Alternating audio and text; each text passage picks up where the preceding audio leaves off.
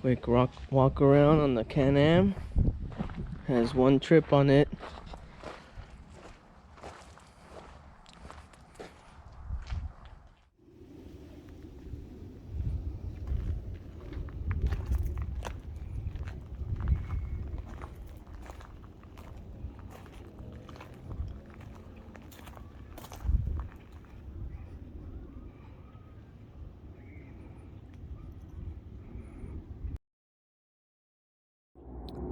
Alright, YouTube, so today I'm gonna be doing a video on all the parts I've installed on the Can-Am, how much I spent on them, and these are just rough estimates for the most part, since I won't be including like the tax paid on them or things like that. Hopefully the wife does not see this video, because when she sees the total, she won't be too happy. But it's all right, we'll survive. Most of the work on this Can-Am has been done by me. Some of my brothers helped me install some of the parts, but it's all on. I didn't have to pay for any labor, let's put it that way. Some of the background noise you'll be hearing is from the NASCAR racetrack. Right next to them recording this video, and it sounds like they're running some cars there. So in the meantime, I'll start setting up. I gotta get my tablet ready to kind of get the numbers for you guys. So stay tuned. All right, so to start off, I'm gonna go over the wheels and tires. I am running 35s, and these are true beadlock wheels. They are MSA. Model is like M37 Butte. For the wheels, they are true beadlocks. Those, I got a deal on them with tire and rims. It was about $1,000 for the all four. And then let's see, my next thing on the list would be the Assault Industries bulkhead. You can see it there. That has a little logo right there. That was $380. This is one of those parts that most people recommend you do. It is a weak point. Next thing would be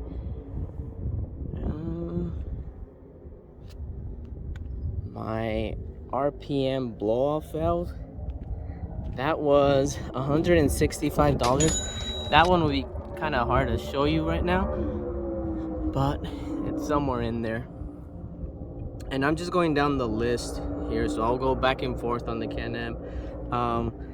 The windshield, it's a Zilla windshield. It is DOT approved. That was $420. Up next would be our lower doors. These lower doors, I paid around $140 for them. And since we're right here, I got the Kemimoto mirrors, side mirrors. These were $100. And one of the other upgrades that I actually had them for a year now, and they've turned out really good, are these Noam speakers. So since I installed them, I've been running them, and I've had no problems with them that I can tell you guys about. So I do recommend them. They're not the loudest out there, but if you're just riding and you're not on a competition, then these are like perfect. I can't complain. The next things I did would be these rock blocks, like mud flaps.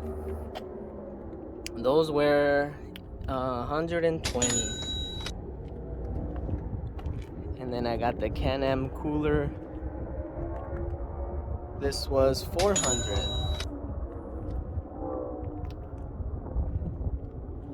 And let's go back to the front.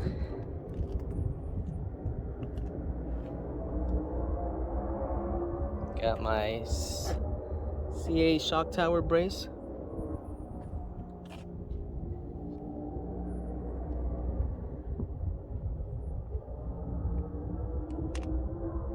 That one was $350. When I bought the wheels, I also had to buy wheel locks because the stock ones didn't fit. Those were only about $35. I do have the shock therapy bump steer delete. Let's see it on this side. So, shock therapy backwards logo right there. That one was $220. And then I also have the sway bar link right there. Shock therapy as well for $195. And I got these. Let's see if I can get in there. Equipment powered HMF covers. Those were only $60. Again, these prices have been throughout the 2021 year. They may differ by now since we're in 2022. Got this bumper. It's an AFX bumper. It's their winch bumper. This one was $280. And then I got the signature lights. Those are aftermarket. I paid $110 for them. And then since we're right here, I got the winch. Winch I got from Harbor Freight. That one was $217.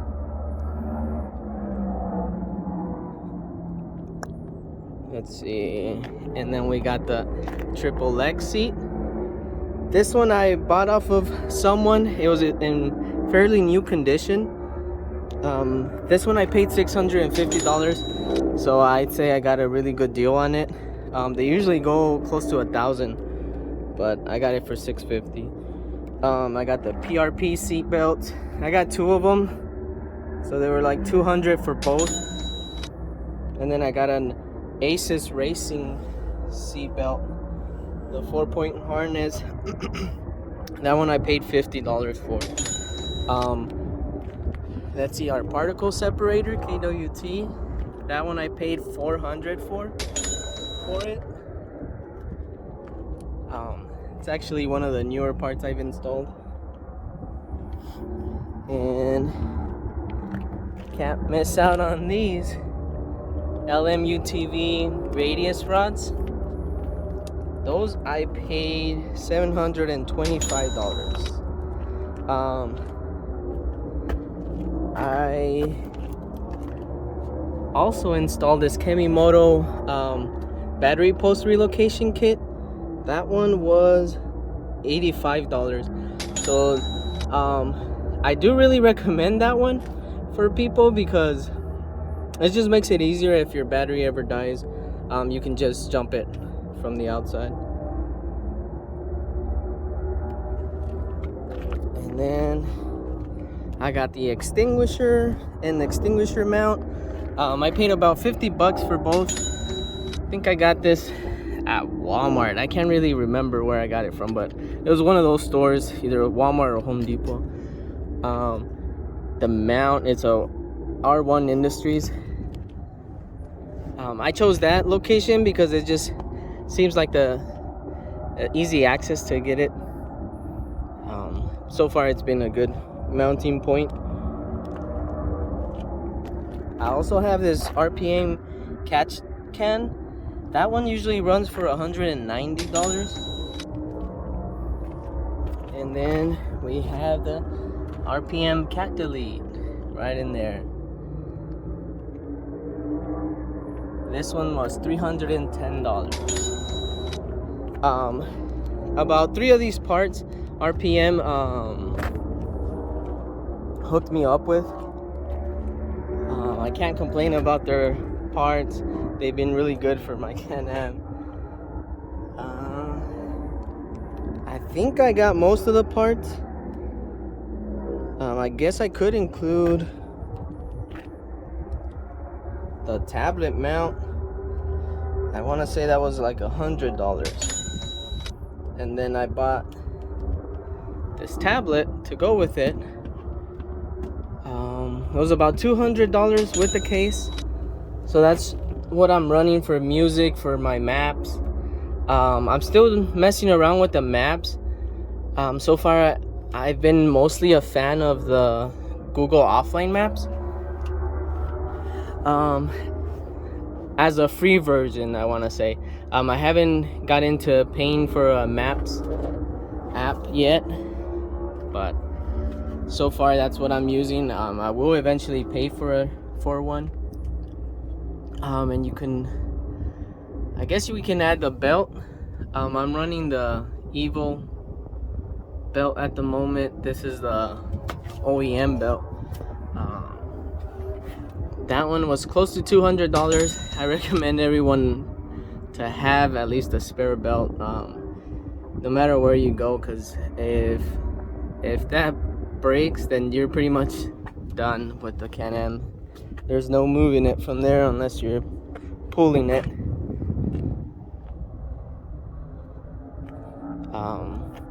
I could also mention these Amazon lights. I think they were about $65 with the wiring harness. They mounted straight onto the bumper.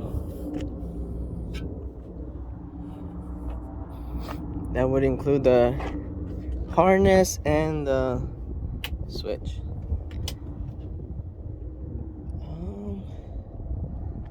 I guess I can also include the whips.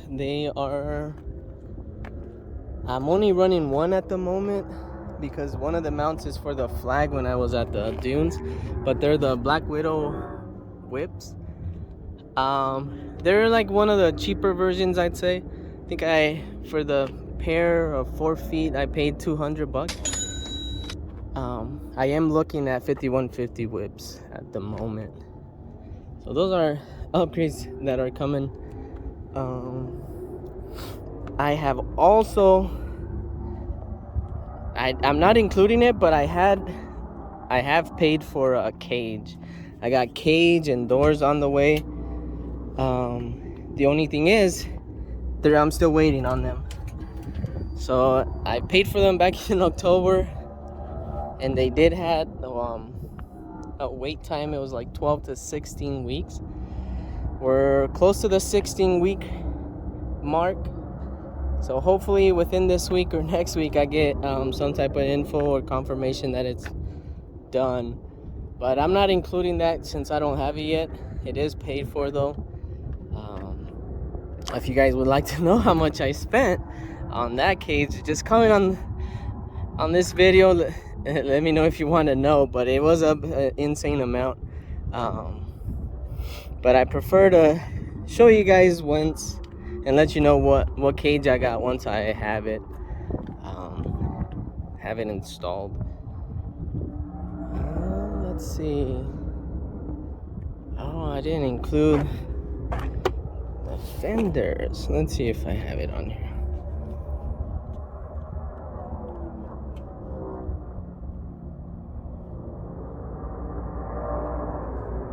All right, so there is a few parts I'm missing actually. So I thought I was almost done, but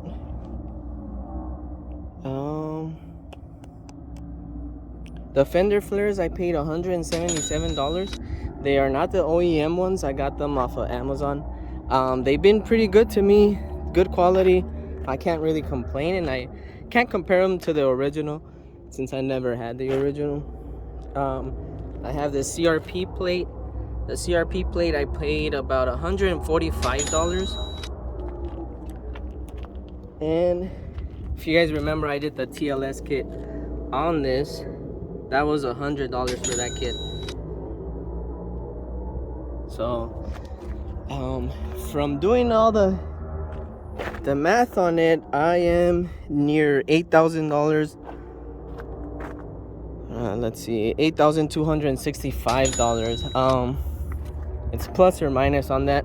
I think it's over that because I might be forgetting a few things, but it's in that range. So it's been a whole year over $8,000 put into this. I know people that have put way more money into these things, but if you're in the market for one, and just know that some of the money you already waste from buying one is not enough to get all these other parts into it.